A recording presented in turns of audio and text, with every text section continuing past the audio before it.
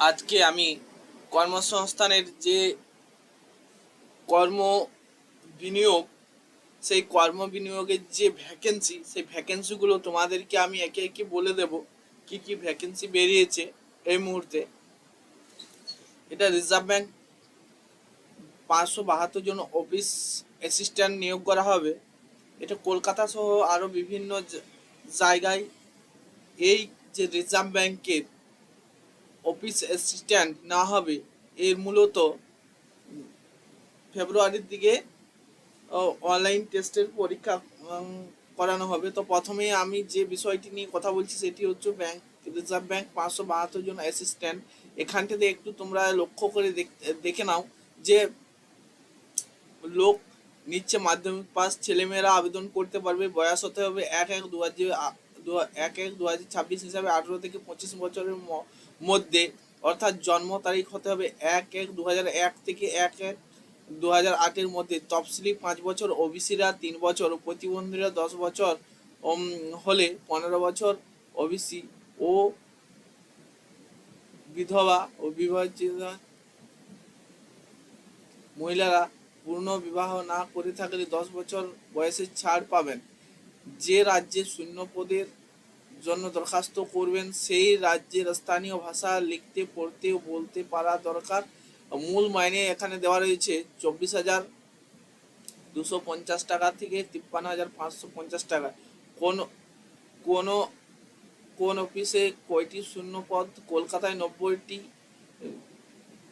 রয়েছে, তফসিলি জাতির জন্য উত্তর চব্বিশ ও তফসিলি উপজাতির জন্য 23টি ও ওবিসির জন্য 1টি, 21টি, ডাব্লিউবিএসির প্রতিবন্ধীরা 3টি ও 22টি, আমাদের বাড়ি 29টি রয়েছে, ওবিসি 18টি রয়েছে।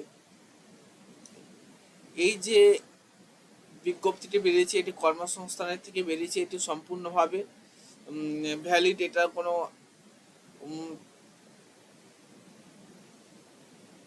এইটা এই